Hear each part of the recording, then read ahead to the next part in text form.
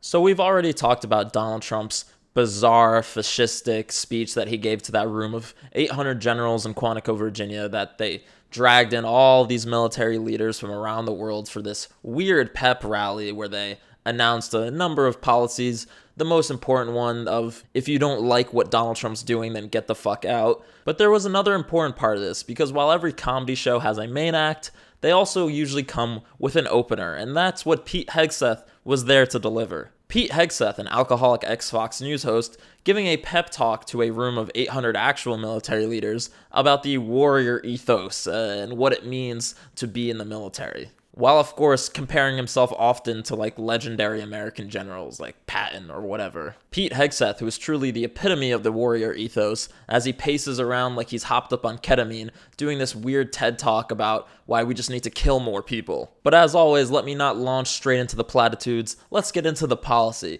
Here's what Pete had to say about women in combat roles. Today, at my direction, each service will ensure that every requirement for every combat MOS, for every designated combat arms position, returns to the highest male standard only. Because this job is life or death. Standards must be met. And not just met, at every level we should seek to exceed the standard, to push the... Yes, from now on, women will have to meet the same physical standards as men to be in a combat role, which is more or less eliminating almost all women from certain roles, which, in all fairness, is exactly what Pete Hegseth said he supported before he was confirmed to be Secretary of Defense. But he lied and said that he totally doesn't believe that anymore, and Senate Republicans bought it, because as usual, they're either morons or they're just willingly pretending to be morons so that way they can do whatever Donald Trump tells them to do. He literally said in a podcast last November, "I'm straight up just saying we should not have women in combat roles. It hasn't made us more effective, hasn't made us more lethal, hasn't made fighting more complicated." So that's what he believed, and you guys confirmed him, and now we're here. Hope you're cool with that. And let's be real, they're totally going to be cool with that, because as long as it's coming out of Donald Trump's administration, it must be right. Only the highest male standards will be followed now, says the alcoholic sexual abuser and his draft-dodging president. But that's not the only important piece of new guidance. Here's another thing. War crimes, totally legal now. We are preparing every day. We have to be prepared for war, not for defense. We're training warriors, not defenders. We fight wars to win, not to defend. Defense is something you do all the time. It's inherently reactionary and can lead to overuse, overreach, and mission creep. War is something you do sparingly, on our own terms, and with clear aims. We fight to win. We unleash overwhelming and punishing violence on the enemy. We also don't fight with stupid rules of engagement. We untie the hands of our warfighters to intimidate, demoralize, hunt, and kill the enemies of our country. No more politically correct and overbearing rules of engagement. Just common sense, maximum lethality, and authority for warfighters. Yes, the rules of engagement, which govern things like don't bomb civilians, don't torture people, don't take hostages. That's all woke. That's all DEI woke policy. We're getting rid of that. In other words, this is an open admission that the Trump administration plans to commit war crimes. They already have been committing war crimes. We know that when they were blowing up random Venezuelan boats that they have no idea who's on there or what they're doing. Because, why would you get due process or like some kind of investigation or use law enforcement when you can just murder people? They were already doing it, but now it's an official policy that, hey, we can just kill whoever we want now. And I guess we're just going to have to wait and find out if that's going to be turned on American citizens. I have a feeling that the line crossing isn't going to stop here. But what other criticisms does Pete have of his new War Department? For too long, we've promoted too many uniformed leaders for the wrong reasons. Based on their race, based on gender quotas, based on historic so-called firsts. We've pretended that combat arms and non-combat arms are the same thing. We've weeded out so-called toxic leaders under the guise of double-blind psychology assessments, promoting risk-averse, go-along-to-get-along conformists instead. You name it, the department did it. Foolish and reckless political leaders set the wrong compass heading, and we lost our way.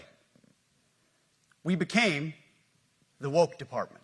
I mean, is he drunk? I'm being dead serious. Like, you're talking about the woke department. He's like sweating, pacing around.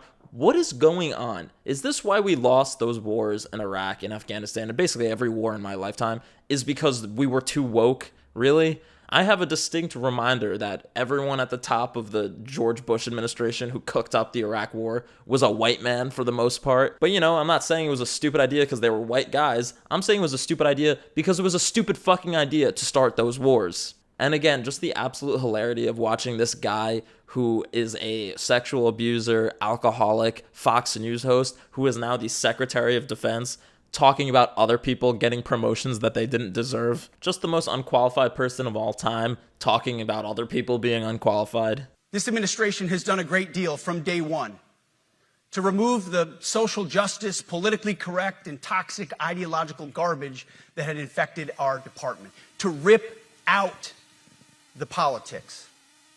No more identity months, DEI offices, dudes in dresses. No more climate change worship. No more division, distraction, or gender delusions. No more debris.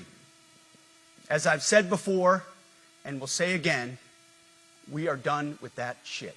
Yeah, no more dudes in dresses in the military.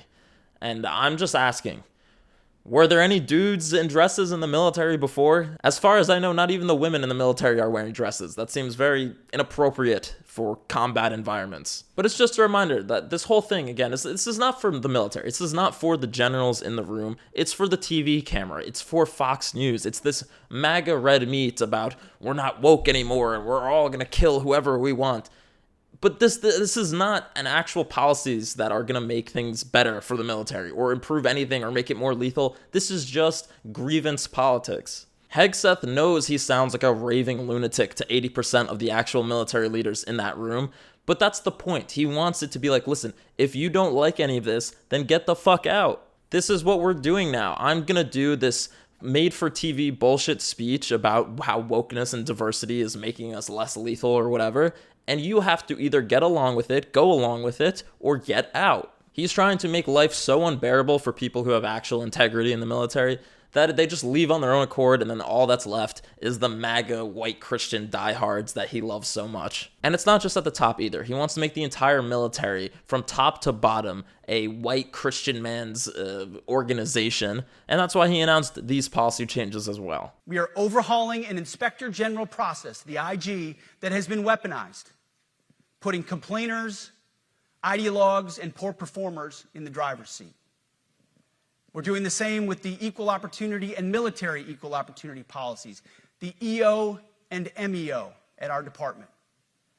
No more frivolous complaints, no more anonymous complaints, no more repeat complainants, no more smearing reputations, no more endless waiting, no more legal limbo, no more sidetracking careers.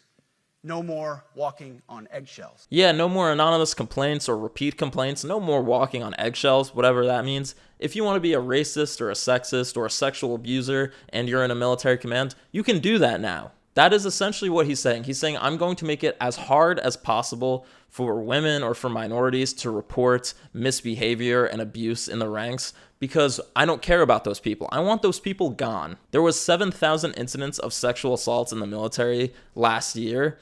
But Pete Hegseth doesn't care about that. He doesn't even think women should be there to begin with. Hegseth wants to make sure sexual assaults are just papered over and covered up because he's a sexual assaulter himself. And as I mentioned, if you're a general who's not cool with these changes, Hegseth's got a message for you. The words I'm speaking today are making your heart sink, then you should do the honorable thing and resign. We would thank you for your service. Yep, just get out. We're looking for Trump's sycophants only in this military. But I hope anyone in that room who does feel uncomfortable with what he's been saying doesn't get out, because we need people who are willing to stop this kind of bullshit, or at least slow it down. Pete Hegseth is just a guy. It doesn't matter what he says. He can't change the law. He's just a greasy-haired scumbag who should be doing a podcast right now rather than leading our troops. But that's the world that we live in. But that doesn't change the fact that nobody in the military or in that room respects him. And in a couple years, when he's gone and retired or back at Fox News, nobody is ever going to remember a single thing that he did. And so this TED Talk farce ended how it began, in absolute silence. Move out and draw fire. Because we are the War Department. Godspeed.